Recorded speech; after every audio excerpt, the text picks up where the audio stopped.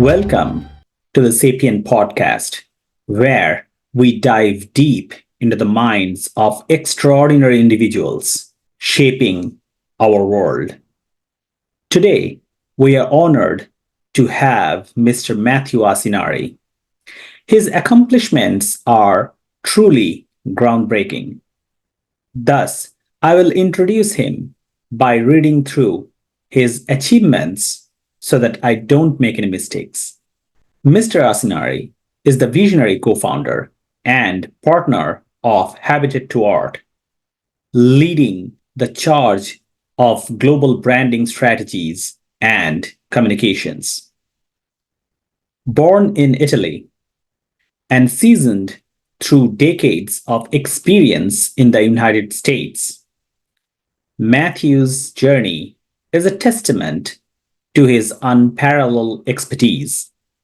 Prior to his pivotal role at H2A, he held prestigious positions at the helm of renowned agencies, sculpting the identities of global giants like Chanel, Nike, and Mercedes. From pioneering luxury brand communications at WPP Group to steer groundbreaking initiatives in space exploration with Moon Express, Matthew's impact knows no bound. His commitment to innovation extends to environmental conservation, as seen in his collaboration with the Bezos Earth Fund. Join us as we unravel the mind of a true visionary, a maestro orchestrating the symphony of global branding and innovation. Welcome, Matthew. Hello. Good afternoon to everybody. How are you doing today? Very good. Nice seeing you. Nice to see you too. Yeah. So, we have discussed these things so much, and especially your journey over time, and you are now very successful for sure. So, would you like to talk about your journey a little bit? Sure. I share this journey only as a way to get to understand that the life is full of fantastic opportunities, that the world is all there to be enjoyed and experienced, and our value to the world and our success and our happiness relates to our ability to connect to the world as much as you can. Going back to the journey, my grandmother, I grew up in Italy. Some of in my blood there is a bit of French and a little bit of British. My grandmother was from England. So was always attracted to traveling and exploring the world. My family also then moved to America because they're in the movies business in Hollywood. So I came to see them here in America. I crossed the United States by bus on Greyhound. I don't know if people ever can. On the return, I drove my own car on the way back. But anyway, That was a cross country. Fascinated by the United States because of the fact that we have such a variety of cultures. To me, it's the most multicultural country in the world, and that's what I love about the United States. Is that we are all here, right? Yeah. Yep. So that's the beauty of that. And so I decided to immediately started visiting universities in California, visiting universities in New York and Boston. And I chose what was, for me, the most appropriate one, which was the Boston University School of Communications, because they had very professional, and that's what I thought was very unique about American university. They're very driven to give you professional training and to get you a job as opposed to just being purely theoretical. I've done a lot of theoretical work studying in Italy originally through our classic studies, so I thought it was very interesting to do that. And so I found that the university work at getting my degree in public communication was actually very valuable. And then I continued on in the marketing communication design field, working with a large advertising agency in America, in New York, and then through management, and then eventually, as I was mentioning to you in the past, I was asked to do, he said, "You're European?" I said, "Yes." "Okay, we would like you to now to go to Europe." I said, "Where?" "In London." In London. "Okay, great." I went to London, and I knew that London was supposed to be a place with lots of rain and gray and gray and gray. So I moved to London. It was 5 beautiful days of sunshine. I said, "What is this? What is this stereotype of England being always so cloudy and rainy?" So I said, "Yes, I'll take the job." I went to London. It started raining for 5 years. Anyway, luckily, during that job, I was always traveling. I was I was at Heathrow every other day to travel across Europe, managing communications for brands like Heineken, healthcare companies like Pfizer, Warner Lambert, and others across 13 countries in Europe. Then I was asked to go to become CEO for our Italian office, and I said, "I'm not interested in going back to Italy. I just came from there, so I would prefer to go somewhere else. Do you have anything else?" "Well, we don't have anything else at the moment, but we hear good things about you, so we will let you know." A few months later, they asked me if I wanted to meet the worldwide CEO, and they told me that they had something special for me to go to Asia. I said, "Absolutely, Asia. I'd love to go there." And I said, "What is it?" And they said, "Well, it's to be CEO of Dentsu Younger Rubicon, the third largest advertising network in Asia, based in Singapore. And as a joint venture between a Japanese agency, Dentsu, the largest advertising agency in the world, and Younger Rubicon, one of the largest worldwide from New York." So I moved there. They said that within 18 months, they would promote me to CEO, and because the previous CEO was retiring, a wonderful person. And his name is Gary Durant. And they ultimately promoted me actually in 9 months. The reason for that was because I was coming up with a lot of interesting ideas to transform this organization. Ultimately, in 3 years and a half, we won Asia's Agency of the Year. So it was actually quite interesting how a European work with an American company and a Japanese company can, in Asia, help working with the team, of course, with the best of that. And there's plenty of stories how the capabilities of all the professionals were there were actually the real reason why we won Agency Year. The point was just only to have vision for where to go and how to get there. Right? And then eventually came back to the United States after my assignment in Asia was completed successfully, and I came back to New York and worked worldwide. Now we started about 2019 Habitat to Art, which is basically a strategic consultancy of top minds that work together, focusing on experiences and branding of a large organization or transformational projects. Sometimes they do relate to our environment, our world, whether it's a city or an architectural project or a brand. All right. So every company has to have a strategy, a particular plan, a particular path, so that they can be successful and come in front of the people so that they can actually sell their products. Could you actually tell us that what was your experience with this, how you did it? That was actually quite interesting. What is happening now in the marketing world is, and has been happening now for a while, is the idea of creating centers of excellence and creating the best for multiple applications. So common strategy, common platforms to optimize the quality of the products, of the services, of the experiences of any brand or organization, whether it's a bank or a healthcare company or a scientific research center or a consumer lifestyle brand.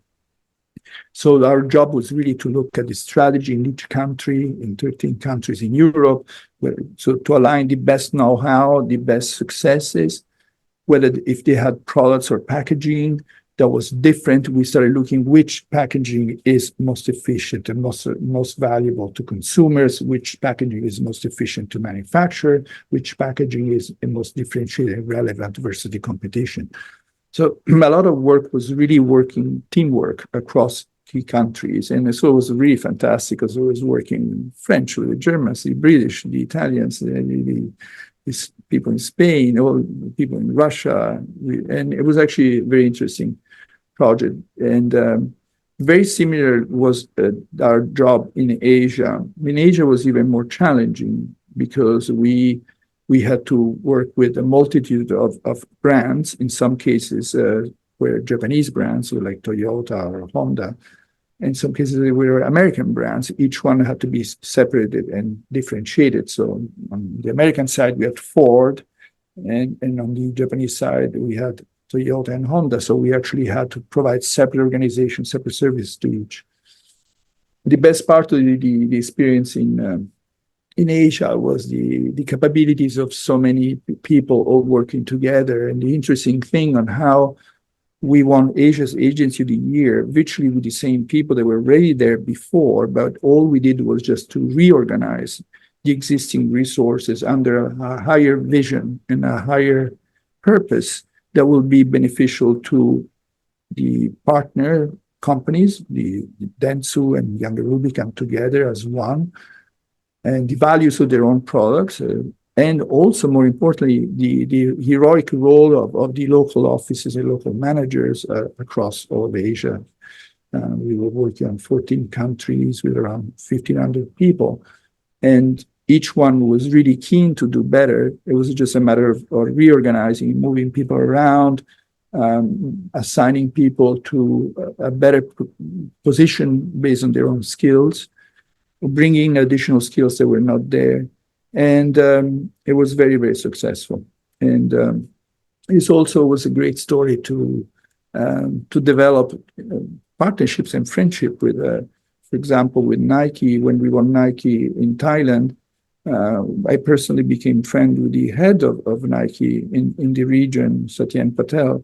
And together we built that project for Nike, the world product, in 8 countries in Asia, working together with our joint team, the Nike teams of the Nike marketing and division and our agency team. Interesting enough, when both him and I, we moved on in our careers, those businesses were literally disintegrated very quickly because they did not have the force of leadership and commitment and passion that would bring them together on both sides. It was actually quite interesting how sometimes the success in marketing communication really comes from teamwork, and that's probably true for any industry, even including the pharmaceutical or medical or research, right? I'm sure you can talk a lot about that too, right? I was wondering, what is the core driving force? What is the core passion that is driving you to do all these things? But it's very interesting. I was following the interview that you made just recently on the reason why someone gets into martial arts, right? Right. And I think I'm sure that we can do this thought experiment for ourselves, or at least a memory experiment for ourselves, and looking back at when we were children and what we always looked and what we were always interested in. And I'm sure that it's true for you and for all of us and the viewers, is that if you look back at the things that you always enjoyed or were passionate or curious about as a child, they will always be now the driving forces for your life. You know, I see that in myself. I see that in many other things. I remember I was always, when I was a kid, that were always, Russia used to bring to Italy beautiful, amazing rockets, which was the early rockets for their space programs. And I was always fascinated by that and the space industry and so on and so forth. Right. But now, then more recently, I've been working with, here in America, among our clients, we work with Moon Express and other companies based and working with NASA, and developing the branding for companies like that. So I think those passions continue in our lives, and actually they're very healthy passions because they connect our happiness with our skills. So that becomes a relevant differentiation right there. For example, the reason why I got involved with NASA was actually when I was in Hong Kong making a speech at a conference called Ultra Future. And I presented the future of marketing and communications. And there was a presenter by NASA, Bruce Pittman, who was actually presenting the future of space. So we saw each other at lunchtime. I said, I really like your presentation. He said, I really like yours. I said, really? Yes. He said, I would like you to come to NASA and make a speech about how we can commercialize space. Because he said the challenge that NASA has is the ability to commercialize space, which now it's happening. Yeah.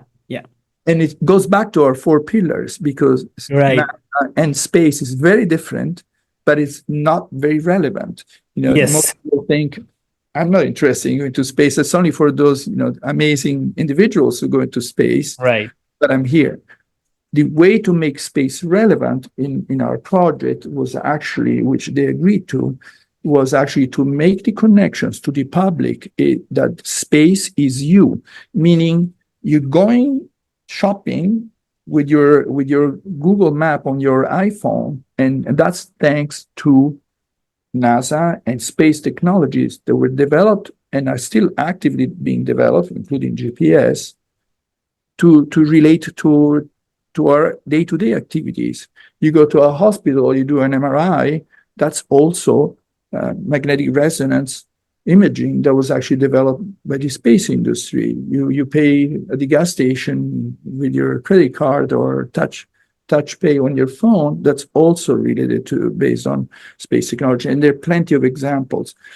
And so that was the reason why we said you really need to start communicating that. And NASA now has a lot of innovative programs now to involve the youth to create a sense of connection and relevance to what space is all about. And so it has been a very exciting experience working with them. And it always goes back to the 4 pillars that we're talking about. They themselves had a relevance problem, and they had to increase that. So we worked together in consulting them how to improve that. And it was the head of commercialization of space at NASA Ames, Bruce Pittman. Right.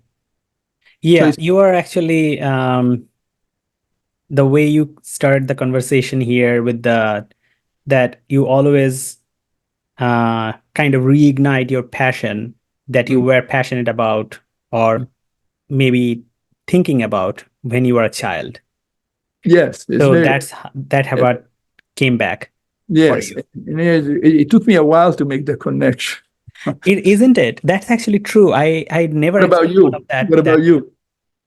Yeah, I was always kind of a curious kind of a guy, and I think we have talked about that. I was always very interested in space research because at that time I received a couple of books on rockets and all those things, like the Mir space station. I think I still have the book at home.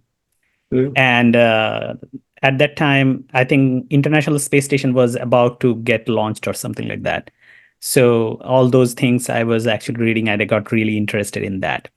So I think our roots and our provenance and our origins and these almost like core archetypes inside of us are always driving us.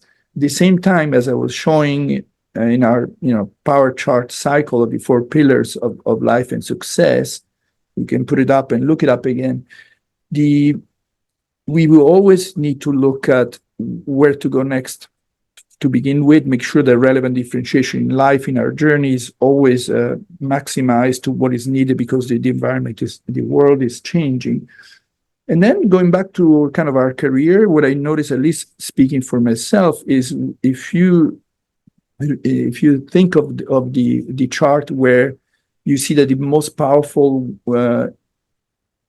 companies, organizations, or entities, as we ourselves as human beings are, is the values-led grouping. So meaning now, for example, even myself with Habitat to Art and other partners I work with, I'm always gearing towards more and more projects linked to a values-led objectives, For example, one of my partner, we want to develop a lot more of initiatives related to the innovation and imagination that will evolve humanity to a better life, And so the organization that we're planning to develop is really based on communication and experiences and programs that actually help humanity imagine and evolve.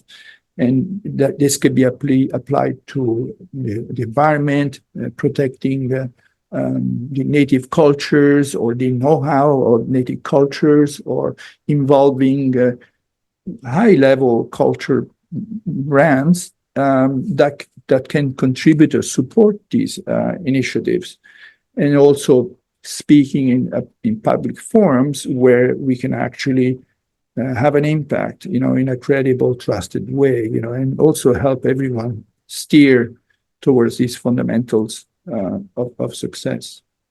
We have generated a series of this podcast with Matthew. Thank you for being with us for this first part of this podcast, where Matthew shared with us his journey in branding and entrepreneurship. In the next part, we are going to delve deep into the science of branding, whether it's personal, industrial, or national branding. Please join us for the next part of this interview next week. And in the meantime, please like, share, and subscribe to Sapien. Please share these videos with your friends and families.